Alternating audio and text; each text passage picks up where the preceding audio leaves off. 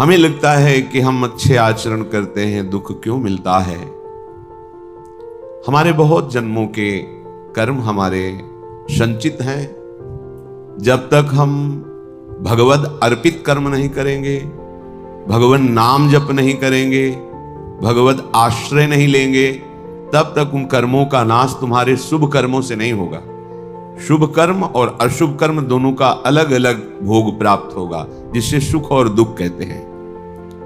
एकमात्र भगवत समर्पित कर्म और भगवत स्मरण इतनी सामर्थ्य है कि आपके सब पहाड़ के पहाड़ जैसे शुभ अशुभ कर्मों को विध्वंस करके महासुख प्रदान करेंगे। जब तक शुभ अशुभ कर्म रहेंगे तब तक आपका जन्म मरण होता रहेगा, आपको दुख सुख की प्राप्ति होती रहेगी। जैसे किसी किसी को भ्रम होता है कि गर्भस्थ शिशु या बाह्य प्रकट हुआ या अभी बाल्यावस्था को है या किशोर अवस्था को है, इस जन्म में तो कोई पाप नहीं हुए, फिर वो क्यों मर जाता है या फिर वो क्यों असाध्य रोगों से ग्रसित हो जाता है? जीव पुरातन है, भगवान का अंश, और उसी ने जिन जिन शरीरों को धारण करके जैसे जैसे कर्म किए हैं वैसा वैसा उसको परिणाम भोगना पड़ता है। पहली बार थोड़ी मनुष्य बना है, शास्त्रों बार बन चुका होगा। जैसे प्रश्न उठता है कि 84 लाख योनियों में एक योनि है जिसमें कर्म नवीन किया जा सकता है, तो अभी तो मनुष्य योनि में आया, पीछे क्या ऐसे कर्म किए? तो आप जानते हैं ये कितने करोड़ बार मनुष्य बन चुका है? नहीं जानते। अल्पज्ञ होने के कारण आप प्रश्न कर देते हैं कि मनुष्य योनि तो 84 लाख योनियों में एक बार ही मिलती है, और अभी वो मनुष्य बना है, कोई नवीन कर्म किया नहीं, ना शुभ ना अशुभ, फिर उसे दंड क्यों मिल रहा है? क्योंकि अन्य योनियों में किए हुए कर्मों का परिणाम मनुष्य योनि में नहीं भोगना पड़ता। जैसे पशु है, पक्षी है, वो तो प्रारब्ध के अधीन होता है, नवीन कर्म कर ही नहीं सकता।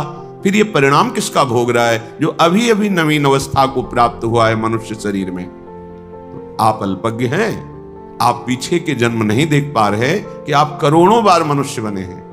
हर बार आपने वासना की फिसलन में फिसल करके अशुभ कर्म किए और भगवान को प्राप्त होने वाले भगवत प्रीत्यर्थ कर्म नहीं किए, भजन नहीं किया।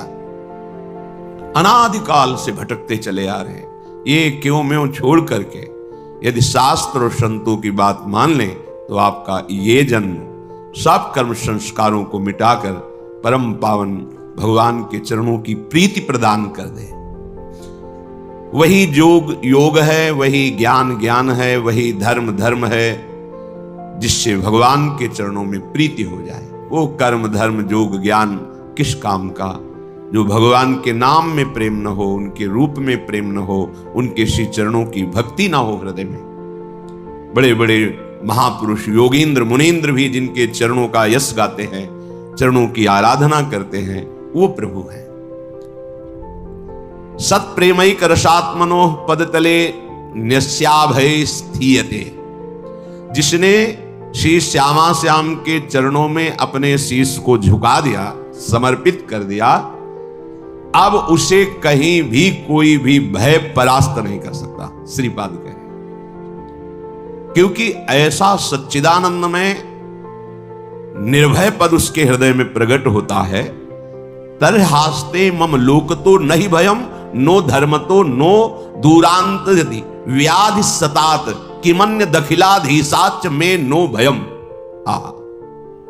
अब उसे कोई लोकपाल भी भयभीत नहीं कर सकता। जिसके भय से वायु चलती है, सूर्य तपता है, मृत्यु अपने समय से काम करती है, वो ईश्वरों के ईश्वर भी भगवान श्री कृष्ण है। वही निर्गुण निराकार है, वही सगुण साकार है, पर ब्रह्म की प्रतिष्ठा है श्री कृष्ण, गीता जी। और उन्हीं श्री कृष्ण के हृदय का प्रेम समुद्र जब सार रूप धारण किया तो श्यामा जी हुए। ऐसे श्यामा श्याम के चरणों की शरणागति जिसने वृंदावन धाम में आकर के रसिकों का संग करके प्राप्त कर ली, उसकी ऐसी स्थिति हो जाती है कि लोकपालों का भी कोई भय नहीं रहता। सुरपति, नरपति, लोकपति, जिनके भावे घास रहे परमानंद में तज सबही की आस, क्योंकि निर्भय पद श्री श्यामा श्याम के चरणों की शरणागति हृदय में जागृत हो गई है। अब बातें केवल नहीं रह गई, हृदय में जागृत हो गई है, धाम की कृपा से, सत्संग की कृपा से। धर्म भय किसी भी प्रकार का अब उसे धर्म भय भी नहीं लग सकता कि मेरा कुल धर्म तो ये है, लोक में मेरा एक कर्तव्य है, ये धर्म अब है नहीं। अपनी शरणागति के लिए भगवान श्री कृष्णचंद्र जी गीता जी में कहते हैं, सर्व धर्मान परित्यज्य मामेकम शरणम व्रज। सारे धर्मों का मेरे चरणों में त्याग कर दो, अर्थात मेरे चरणों का आश्रय लेकर भजन करने से सब धर्मों की स्वतः पूर्ति हो जाती है। जैसे समुद्र में स्नान करने पर नर्मदा, गंगा, यमुना जितनी नदियां हैं सबका अवगाहन हो गया, क्योंकि सब नदियां अंततः समुद्र में ही विलीन होती हैं। ऐसे ही सारे धर्मों का अंततः विश्राम स्थल परम धर्म भगवान श्री कृष्ण के चरणों की शरणागति आराधना है। सर्वधर्मान परित्यज्य माम एकम शरणम। और यहां वही एक रसोया परमानंद एक द्विधा सदा श्री राधा कृष्ण रूपाभ्याम तस्यै तस्मै नमो नमः। वही एक सच्चिदानंद प्रेम रस में डुबोने के लिए युगल रूप धारण करके रसिकों को परमानंद प्रेमानंद प्रदान करता है। तो जिसने श्यामा श्याम के चरणों का दृढ़ता पूर्वक आश्रय ले लिया तो बोले उसको लोकपाल भी भय नहीं प्रदान कर सकते। जैसे यमराज ये भी लोकपाल हैं, वरुण ये भी लोकपाल हैं, अग्नि ये भी लोकपाल हैं, वायु ये भी ये बड़े बड़े जो लोकपाल हैं ये भी भय प्रदान नहीं कर सकते। अब उसे कोई धर्म भयभीत नहीं कर सकता कि हमारा ये जाति धर्म कुल धर्म ऐसा ऐसा। सब धर्मों की पूर्ति भगवान श्री कृष्ण के चरणों में है। इसीलिए गोकर्ण जी ने अपने पिता को जब उन्होंने हाथ जोड़कर कहा, बेटा मैं तो मोह में फंसकर पुत्र प्राप्ति को ही सर्वस्व समझता था, लेकिन इस धुंधकारी के द्वारा की हुई अत्याचार से आज समझ में आया कि ये ठीक नहीं है मोह। अब कैसे त्यागूं, कैसे भगवान को रिझाऊं? तो उन्होंने कहा, धर्मम भजस्व सततम, सतत धर्म का ही भजन करना चाहिए। तो उनका वो तो कर रहा था, बोले नहीं अभी लोक धर्म का पालन कर रहे थे, परम धर्म का नहीं। इसलिए आगे लिखा, त्यज लोक धर्मान, लोक धर्म का त्याग करो, परम धर्म भागवत धर्म प्रेम धर्म का भजन करो। कैसे समझूं कि किसे भागवत धर्म कहते हैं, किसे प्रेम धर्म कहते हैं? बोले संतों की सेवा करो, सेवन करो भगवत प्रेमी महात्माओं का, तो पता चल जाएगा कि भागवत धर्म किसे कहते हैं, प्रेम धर्म किसे कहते हैं। धर्मम भजस्व सततम त्यज लोक धर्मान, सेवन सदा साधु पुरुषां, सदा भगवत प्रेमी महात्माओं का सेवन करो। अगर आप आगे की बात नहीं समझे तो संत संग करने पर भी लाभ नहीं मिलेगा। जहि काम तृष्णाम, कामना और तृष्णा का त्याग करके संत संग करो। अगर कामना रखोगे और तृष्णा तो संत संग का लाभ आपको अनुभव में नहीं आएगा। कामना किसे कहते हैं? देखे हुए, सुने हुए, पढ़े हुए भोगों को भोगने की इच्छा का नाम कामना है, और भोगे हुए भोगों को पुनः भोगने की इच्छा का नाम तृष्णा है। इसलिए कह रहे साधु सेवन करो, पर जहि काम तृष्णाम, कामना और तृष्णा का त्याग कर भगवत प्रेमी संतों का सेवन करो। जब भगवत प्रेमी संतों का सेवन करोगे तो आप में सद्गुण जागृत होंगे। तो उसमें सावधानी ये रखना है, अन्यस्य दोष गुण चिंतनमासु मुक्त्वा, तुम्हें कहीं गुणाभिमान ना हो जाए। संत संग कर रहे हो, भगवत आराधना कर रहे हो, तुम में सद्गुण व्याप्त होंगे, लोग सम्मान करेंगे, तो कहीं तुम दूसरों के दोषों का दर्शन और निंदा करना शुरू न कर देना। इसलिए सावधान रहना। लोक धर्म का त्याग करके भागवत धर्म का सेवन करो। भागवत धर्म का परिचय भगवत प्रेमी महात्माओं के संग से होता है। संग का रंग कामना और तृष्णा के त्याग से चढ़ता है, और उस रंग को संभाल सके इसलिए अन्यस्य दोष गुण चिंतन मास मुक्त्वा, दूसरे के गुण दोष का चिंतन त्याग कर दे। हमारे पास समय ही न बचे अपने भगवत चिंतन से। कभी नाम, कभी गुण, कभी लीला, कभी रूप, कभी धाम, कभी सेवा, हमारा सारा समय इसी अभ्यास में जाए। अन्यस्य दोष गुण चिंतन का तब हमें अवसर मिलता है जब हम प्राप्त दिनचर्या का प्रमाद के कारण त्याग करते हैं। अगर भगवत प्रदत्त गुरु प्रदत्त दिनचर्या का हम ईमानदारी से पालन करें तो हमारे पास समय ही नहीं है किसी के गुण दोष देखने का। इसलिए कह रहे हैं अन्यस्य दोष गुण चिंतन मासु मुक्त्वा सेवा कथा रसमहो नितराम पिबत्वम। भगवान की लीला चरित्रों का गायन श्रवण और प्रभु के श्री अंग की सेवा। अपनी कुटिया में ठाकुर जी को विराजमान जो किए हैं वो साक्षात हैं, ऐसी भावना से उनकी सेवा में रत रहना। तो यदि आप श्यामा श्याम के चरणों की शरणागति ले ली तो अब आपको धर्म का भी भय नहीं करना कि मेरा कुल धर्म, मेरे कुल देवता, मैं एक पिता हूं, मेरा ये कर्तव्य, मैं एक पुत्र हूं। ये सब कर्तव्यों की पूर्ति स्वतः हो जाएगी जब आप भगवान के आश्रित हो जाओगे। तो इसका मतलब ये सब नहीं करना चाहिए, नहीं, अंतर्भाव नहीं समझ पाए। जब आप भगवान की शरण में होगे तो आपकी बुद्धि इतनी पवित्र होगी कि आप एक पिता का, एक पुत्र का, एक पति का या एक पत्नी का या अपना ऐसा महान आचरण सद्गुण प्रकाशित करेगा इस शरणागति कि सब आप पर प्रसन्न हो जाएंगे, सब आपको आशीर्वाद देंगे, ऐसे आचरण आपसे होने लगेंगे। पर आपकी रति होगी भगवान के ही चरणों में, प्रभु के नाते से ही सब कर्तव्यों का पालन होगा। तरहास्ते मम लोकतो नहीं भयम नो धर्मतो नो दूरांतादि व्याधि सतात। अगर किसी कर्म के वशीभूत होकर के हमारे शरीर में 100 भयानक रोग एक साथ पैदा हो जाएंगे तो भी मेरे हृदय में कोई चिंता नहीं रहेगी, क्योंकि हम श्यामा श्याम के शरणागत हैं। अक्षरशः सत्य है। हृदय से शरणागति स्वीकृत हो जाए तो ये बात करें कि 100 यदि रोग एक साथ प्रकाशित हो जाएं इस शरीर में तो भी मेरे हृदय में कोई चिंता, कोई शोक, कोई भय नहीं होगा, क्योंकि हम प्रभु के शरणागत हैं। ऐसे अखिल ब्रह्मांडों का कोई अधिपति भी हो, जैसे अखिल ब्रह्मांडों का अधिपति काल है, समय, वो ब्रह्मा को भी खा जाता है। ब्रह्मा भी उससे भयभीत होते हैं क्योंकि उनकी भी अवधि है। अखिल ब्रह्मांडों का अधिपति भी मुझे अब भयभीत नहीं कर सकता। भगवान का ही स्वरूप है काल। समुझ जे आए शरण ते डरत ना काल डर। जो ऐसा समझ करके श्यामा श्याम के चरणों का आश्रय ले लेते वो काल से भी भयभीत नहीं होते। कैसे?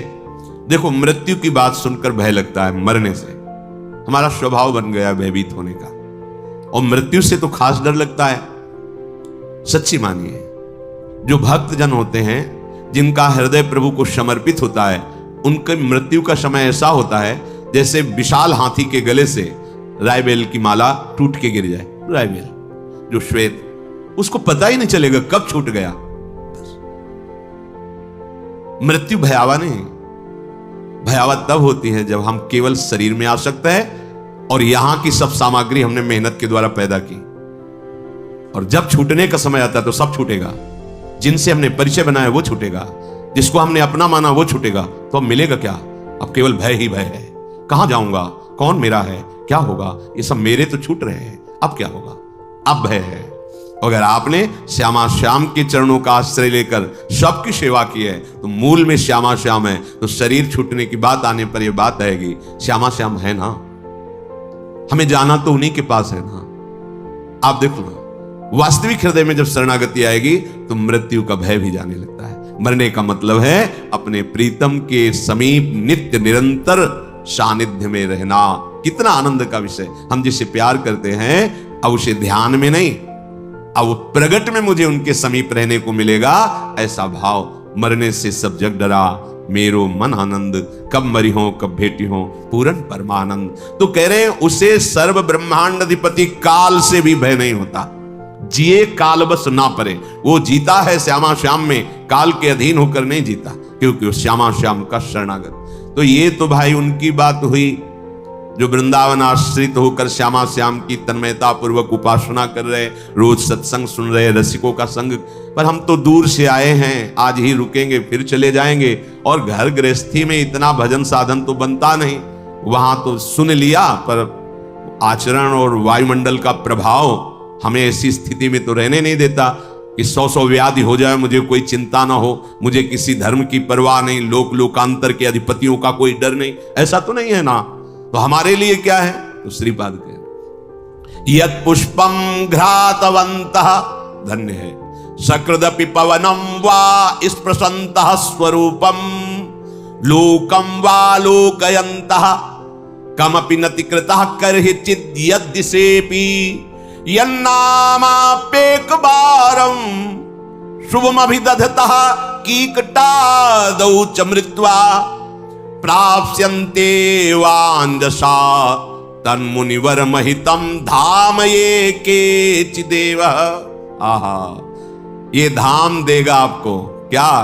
बोले यद पुष्पम घ्रातवन्तः सकृदपि, यदि वृंदावन में प्रकट हुए पुष्प को, जो वृंदावन की भूमि में प्रकट, बड़ी महिमा, तभी कहते हैं। अब ऐसा समय आ गया है कि लताओं का आदर नहीं है, बड़ा दुर्भाग्य प्रकट हो रहा है। करे तो क्या करे, माया ने ऐसी समस्या में फंसा दिया। अब वो 50,000 रुपया गज की 100 गज जगह खरीदी, अब 100 गज में उसमें वृक्ष रखे या अपना मकान बनाए, क्योंकि सब बड़ी मुश्किल से धन संग्रह करके वृंदावन वास के लिए उसने जगह खरीदी है। अब एक पीपल का वृक्ष, बरगद का वृक्ष, वो खुद अपना अधिकार जमा ले। अब क्या करें? ये दलीलें हमारी बुद्धि में जागृत होती है कि हम क्या करें, इतनी महंगी जगह ली, अब लता। पर हमें यह ध्यान रखना है कि कोटि ब्राह्मणों की, ब्रह्म ऋषियों की हत्या का जो फल है वो यहाँ की लता को काटने पे है। ये धाम है। यहाँ हमारे प्यारे जो लता के नीचे खेलते हैं। लता भवन सुख शीतल जहां, श्री हरिवंश रहत नित्य जहां, तहां न वैभव। हाँ, यहाँ की लताएं बड़े बड़े परमहंस महात्मा हैं। पर दुर्भाग्य है, ऐसी माया ने बुद्धि अपने लोगों की कर दी कि कोई रास्ता ही नहीं समझ आता। अब जगह खरीदे तो उसमें लता रहने नहीं देंगे, लता नहीं रहेगी तो वहां बिल्डिंग बनाओगे तो भजन नहीं रहेगा, क्योंकि अपराध तो पहले ही कर दिया। महान वृक्षों का हनन वृंदावन के रसिकों ने जो देखा है कि ये लताएं समर्थ हैं प्रिया प्रीतम के प्रेम रस प्रदान। श्री बिहारी देव जी महाराज स्वामी हरिदास जी की कृपा पात्र जन कह रहे हैं कि प्रेम पदार्थ अति दूर है बिन से रज रूख। बिना लता का सेवन किए, रज का सेवन किए, यहाँ का प्रेम नहीं समझ। जैसे बाहर से लोग बोलते थे ना, क्या क्या ये सब प्रेम, क्या क्या जानोगे, अपने को नहीं जानते, धर्म को नहीं जानते, सत्य को नहीं जानते, इंद्रियों को नहीं जानते, मन को नहीं जानते, उनको अधीन नहीं कर सकते। केवल बातें बनाने से होता है। परमार्थ अध्यात्म केवल भाषण थोड़ी है, ये बातें थोड़ी हैं, ये जीवन समर्पित करके ये खेल खेला जाता है। तब कहीं कुछ समझ में आता है, वो भी गुरु कृपा से, अहंकार रहित होकर पूर्ण जीवन समर्पित, एक एक सेकंड प्रयत्नशील रहकर भगवत आराधना, तब कहीं समझ में आता है।